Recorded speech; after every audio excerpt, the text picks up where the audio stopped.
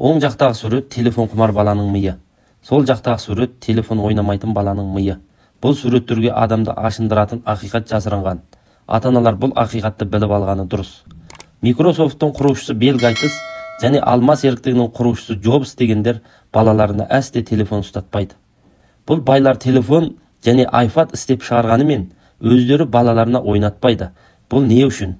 Себебі бұл байлар телефонның адамды құмар қылу үшін шығарылғанын біледі. Сіз балалар телефон құмар болса, тек көзіне зиян қылады және үйрену уақытын алып, үйрену нәтижесі төмен болады деп ойлауыңыз мүмкін. Әмәлиятта ақиқат болса, адамды ашындырады. Адам балалық мезгілде үлкен ми 98% жетіліп болады. Бұл кезде балалар көзбен көріп, қолмен ұстап, реал өмірде жасау керек. Олар жылап қалаймаған шығарып, тоқтамай әуре қылса да, олардың көру, есту, тату, иіс сезгілері тітіркеніп, үлкен ми қалыпты жетіледі. Егер балалар телефон құмар болып кетсе, дүниемен болған байланысы азайып, ми жұмсамайтын, жұмыс істемейтін пасып күйге енеді. Бұндай балалардың үлкен миының сезім, логикалық парықтау және зейінін шоғырландыру райондары қалыпты өсіп жетіле алмайды.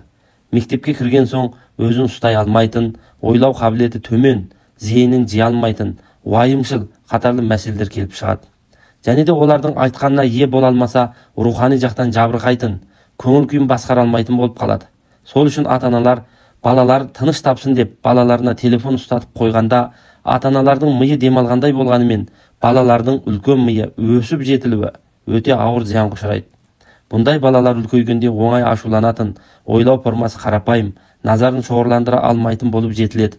Ол кезде ата-аналар балаларын нашар жұмыс істей алмайды деп айыптауы мүмкін. Бұл балалардың қанатын өздері сындырып тастап, және оны ұша алмайды деп айыптағанмен бірдей емес пе? 抖音